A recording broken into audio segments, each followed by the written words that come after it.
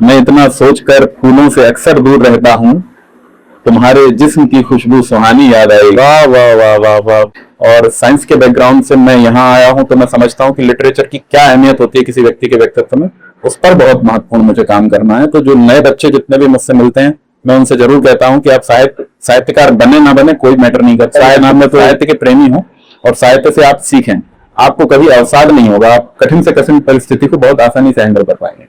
इसी खलिहान में मैंने मेरा बचपन गुजारा है, इसी खलिहान में मैंने मेरा बचपन गुजारा है, दरोगा बन भी जाऊं तो किसानी याद आएगी। मोहब्बत में किसी के नाम की है अहमियत कितनी, जहां पर जिक्र होगा राम का हनुमत खड़ा होगा।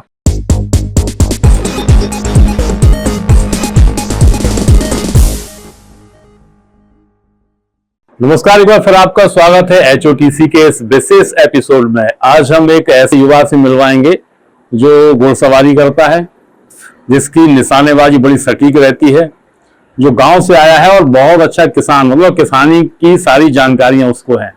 इसके साथ साथ वो इंजीनियर भी है और सबसे बड़ी बात, वो बहुत बेहतरीन शायर है। जी हाँ, गांव से जैसे ही राजधानी में आया और उसकी शायरी की खुशबू पूरी राजधानी में ही नहीं फैली, बल्कि बड़े बड़े मुशायरों में उनका जो नाम है बड़ी इज्जत से लिया जाता है। मैं बात कर रहा हूँ चित्रांश खरे की। दतिया से आते हैं, तो सबसे पहले बात करते हैं चित्रांश से। चित्रांश, आपका बड़ा स्वागत है, बहुत स्वागत है HOTC के इस एपिसोड में। एक किसान का बेटा जो खुद भी किसान है, निशानेबाजी भी करता है, इंजीनियर भी है और घोड़सवारी भी करता है, फिर ये शेर कहाँ से दिमाग में आने लगे उसके? दरअसल है क्या, जगत जी की शायरी करने के लिए व्यक्ति के हृदय की जरूरत पड़ती है, और हृदय अगर कोमल है और अगर उसको पढ़ने की ललक है तो हो सकती है शायरी। दरअसल किसानी से मेरी जब शायरी आप देखेंगे तो उसमें आपको किसानी के बहुत सारे रंग देखने को मिलेंगे।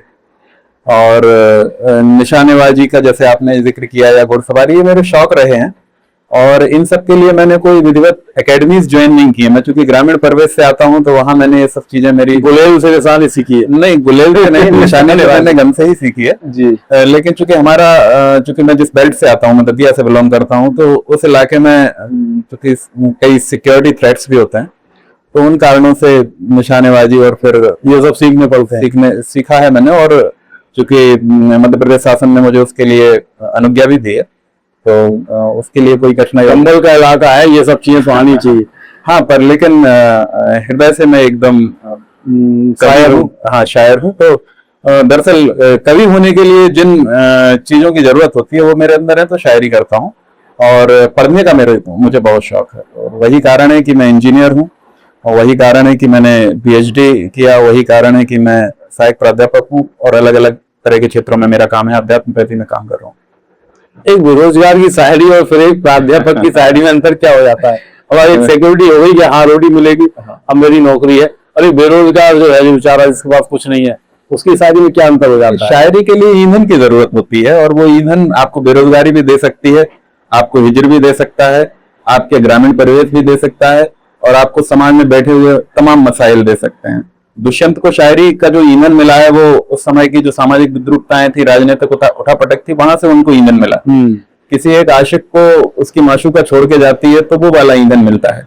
मैं ग्रामीण परिवेश से आता हूँ, मुझे ग्रामीण बहुत सारी चीजें मिली हैं। उसके बाद हिंदी गजल पे मैं काम जैसे कर रहा हूँ, और इस उम्र तक आते आते मैंने जहां जहां जो कुछ चीजें मुझे लगी हैं कि मुझे इनको गजल में शेर की शक्ल देनी है, तो मैंने शायरी वहां से निकाली है। तो अब चूंकि अभी तक ऐसी मैं बेरोजगार ज्यादा रहा नहीं हूँ, क्योंकि मैं जैसे इंजीनियरिंग करके निकला और 1 साल के बाद मैंने जॉब ज्वाइन कर ली। हालांकि काफी मतभेद थे मेरे परिवार में और मेरे प्रति, क्योंकि मैं जॉब नहीं करना चाहता था और परिवार चाहता था कि ये नौकरी करें। तो मैंने 1-2 साल तो ऐसे टाइम पास किया और शायरी में अपने आप को मुब्तला रखा, और कई मुशायरे, कवि सम्मेलनों से जो पैसे आते थे उनसे बढ़िया चल रहा था अपना काम। ये भी आपके बारे में बड़ा एक जुमला जैसा फैला हुआ है कि चित्रांश खरे एक ऐसा व्यक्ति है जिसने 3-4 नौकरियां छोड़ दी सरकारी, किसी को एक नहीं मिलती है। दरअसल क्या है कि मेरा कोई भी काम करने का मेरा एक लाइन ऑफ एक्शन रहता है। अगर मुझे कोई भी काम दिया जाता है, मैं प्रशासनिक क्षेत्रों में लंबे समय तक काम किया हूँ, तो जब मुझे पढ़ाई का समय आया मेरा, तो मैंने इंजीनियरिंग की है। जैसे तो मैं सरस्वती विद्या मंदिर से पढ़ के इंजीनियरिंग करने आया, तो हिंदी मीडियम से इंग्लिश में आया एकदम। लेकिन वहां पर भी मैंने अपनी लाइन ऑफ एक्शन बनाई और मेरी जो इंजीनियरिंग की डिग्री है वो बहुत अच्छी निकली और मैं कभी फेल नहीं हुआ। और मैंने आज तक यहाँ तक बैठा हुआ हूँ, मैंने इतने सारे अलग अलग प्रोफेशन बदले, डिग्रियां अलग अलग डायमेंशन में की हैं, लेकिन मैं कभी किसी कोचिंग की दहलीज पर नहीं चढ़ा। ये रिकॉर्ड है मेरा। लेकिन हमें पढ़ाई किस दिशा में करनी है, लाइन ऑफ एक्शन हमारी क्या होनी चाहिए, वो मैंने शुरू से ध्यान रखा। और यही कारण है कि जब वहां काम किया, उसके बाद नौकरियों में किसी एक परीक्षा के लिए आप बैठ रहे हैं तो उसका सिलेबस आप ध्यान में रखिए, उसके पुराने क्वेश्चन पेपर ध्यान रखिए, उसका लाइन ऑफ एक्शन तैयार कर लीजिए। मैं आपको श्योरिटी के साथ कह रहा हूं, अगर आपने उसमें 6 महीने 1 साल ठीक से समय दे दिया तो परीक्षा आपकी। एक और जहन में एक सवाल आ रहा है मेरे, आपका परिचय जो है मेरे को प्राप्त हुआ उसके आधार पर। चित्रांश खरे एक ऐसे व्यक्ति हैं जो पौराणिक पात्रों को अपनी शायरी का हिस्सा बनाते हैं और बड़े बड़े मुशायरों में बड़े आसानी से कह के आते हैं। तो ये कहाँ से आइडिया आया कि हमारे शेरों में पौराणिक पात्र होने चाहिए, पौराणिक घटनाएं होनी चाहिए या धार्मिक घटनाएं होनी चाहिए, कहाँ से मिला ये सब चीज? दरअसल पारिवारिक पृष्ठभूमि का भी बड़ा योगदान रहता है। मेरी माताजी पिताजी थोड़े धार्मिक प्रवृत्ति के हैं और फिर मेरे दादाजी रामचरितमानस के बड़े मर्मज्ञ रहे। तो जब वो थे वर्तमान थे मेरे दादाजी, तब मैं उनके पास बहुत ज्यादा नहीं बैठा, लेकिन चूंकि परिवार से वो चीजें आती हैं तो मेरे अंदर मानस के प्रति अतिरिक्त लगाव है। और मेरे जो लेखन है उसमें कहीं ना कहीं कोई पात्र आ जाता है। जैसे मैंने बुद्ध के ऊपर काफी अध्ययन किया है, तो एक शेर वहां से निकला था कि सफर में मोक्ष के अपना पराया कुछ नहीं होता, तथागत चल दिए थे छोड़कर सोता हुआ बच्चा। बहुत अच्छा। और इस तरीके के हनुमान जी का भी जगह जगह पर जिक्र आया कि मोहब्बत में किसी के नाम की है अहमियत कितनी, जहां पर जिक्र होगा राम का हनुमत खड़ा होगा। इस तरीके से बहुत सारे। तो ये जो आपके शेर हैं, ये पहली बार तो मुशायरों में आपको एंट्री मिल जाती होगी, है ना? चित्रांश खरे अच्छे शायर हैं, लेकिन जैसे ही ये सारे शेर आप पढ़ते होंगे तो दोबारा फिर वहां बुलाया जाता है जहां पहली बार बुलाया गया हो। दरअसल मुशायरों के जो टिपिकल मुशायरे जो परंपरागत चले आ रहे थे, क्योंकि मुशायरों का भी ट्रेंड बदला है, तो अब जो मुशायरों का जो ट्रेंड वर्तमान में चल रहा है उसमें तो कोई बाधा नहीं आ रही है, क्योंकि एक लाइट वर्ग उसको देख रहा है, सुनने आता है मुशायरा। पुराने समय के जो टिपिकल मीना बाजार के या जगह जगह के जो एक पर्टिकुलर कम्युनिटी के बीच में जो मुशायरे होते थे और उनको सुनने वाले पर्टिकुलर कम्युनिटी के लोग आते थे और वो ये एक्सपेक्ट करते थे कि ये कुछ ऐसी बात कहेंगे जो इस तरह की होगी, तो उन लोगों को कष्ट हो सकता है। और मैं ऐसे मुशायरों में मेरे जाने की संख्या भी बहुत कम है। मैं जितने भी मुशायरों में, एक तो क्या है कि मैं सरकारी नौकरी में लंबे समय से रहा हूँ, तो मेरे पास समय की बहुत कमी रही है। मेरे पास सैटरडे संडे रहता है, उसी में मुझे काम करना है, उसी में मुझे अपने ये सब प्रोग्राम करने हैं। तो इस कारण से मेरी संख्या सीमित है और जितनी भी संख्या है वो अच्छे प्रोग्राम्स की है। तो जहां भी मैं पढ़ता हूँ मुझे अभी तक कोई बाधा आई नहीं है। लेकिन ये तय है कि मैंने अपने आप से समझौता नहीं किया कि मैं किसी मुशायरे में जा रहा हूँ तो मुझे कैसी शायरी पढ़नी है, मैं कोई सम्मेलन में जा रहा हूँ तो मुझे कैसी शायरी पढ़नी है। मैं हमेशा ये ध्यान रखता हूँ कि मेरी शायरी अच्छी होनी चाहिए और शायरी पे किसी तरह के प्रोग्राम का प्रभाव ना पड़े, प्रोग्राम पर मेरी शायरी का प्रभाव पड़े। ये एक आपकी पुस्तक है आवाज की तासीर, उसमें जगह जगह कुछ शेर आते हैं और ऐसा लगता है कहीं ना कहीं कोई है आपका जो इंतजार कर रही है, ऐसा कुछ है। तो लंबा टाइम हो गया, ये इंतजार कब तक रहेगा? दरअसल शायरी में कभी मैं जाती चीजें नहीं लाया, आज तक नहीं लाया, और भविष्य में भी मेरा ये कहना है कि शायरी जब हम करते हैं तो वो सिर्फ हमारा दर्द नहीं है, पूरी कायनात का दर्द। जब दुष्यंत शेर कह रहे हैं तो सिर्फ दुष्यंत उस समय पे इमरजेंसी से प्रभावित नहीं। अगर मैं हिज्र कह रहा हूँ, किसी प्रेम की शायरी कर रहा हूँ, तो वो ना तो सिर्फ मेरा प्रेम है ना मेरा हिज्र है। ये स्वाभाविक है कि जब आप नौजवान होते हैं और शायरी करते हैं तो इस बात को एक लक्ष्य माना जाता है कि आप शायरी कर रहे हैं। क्योंकि मेरा एक मित्र है तो वो अक्सर मुझसे कहता है कि जब जो शायरी आपने की है वो तो शब्द है और शब्द तो ब्रह्म होता है, ये कभी ना कभी घटित होगा। तो जो दर्द आप बयां कर रहे हैं वो कभी ना कभी घटित होगा। तो नहीं तो चित्रांश की कायनात में कहीं कोई है अभी कि आने वाले समय में आ सकती?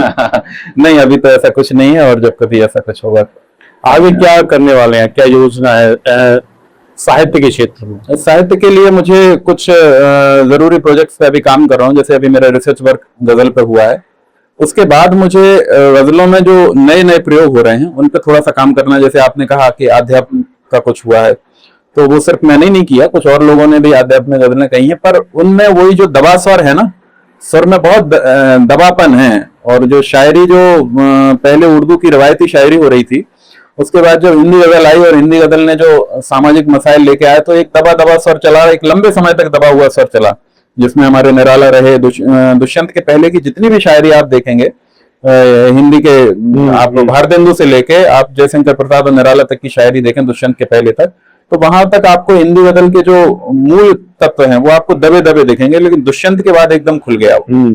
तो ऐसे बहुत सारे काम, अदम गोल्डवी ने फिर और ज्यादा उसको ऊंचा स्वर दिया। काजू भुने प्लेट में, विस्की गिलास में, उतरा है रामराज विधायक निवास में, या फिर ये कहा कि आइए महसूस करिए जिंदगी के ताप को, मैं चमारों की गली तक ले चलूंगा आपको।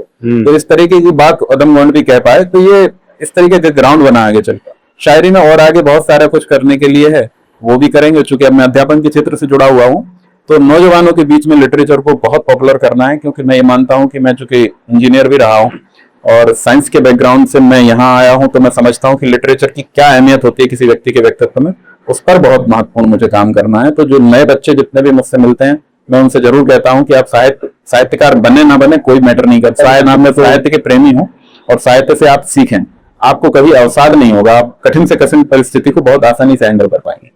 हमारी शुभकामना है आपके साथ कि आप जो लक्ष्य निर्धारित कर रहे हैं उसमें पहुंचे वहां तक, और हम चाहते हैं कि जाते जाते आपके 2-3 पॉपुलर शेर हम लोग सुने, हमारे दर्शक भी सुने।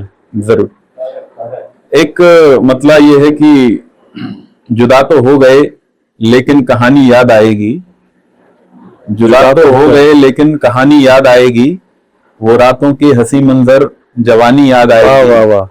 मैं इतना सोचकर फूलों से अक्सर दूर रहता हूँ, तुम्हारे जिस्म की खुशबू सुहानी याद आएगी। वाह वाह वाह वाह वाह। और शेर ये है कि ये ऊंचे बांध भी बेशक तरक्की की निशानी है, ये ऊंचे बांध भी बेशक तरक्की की निशानी है, मगर अफसोस दरिया की रवानी याद आएगी। वाह वाह वाह।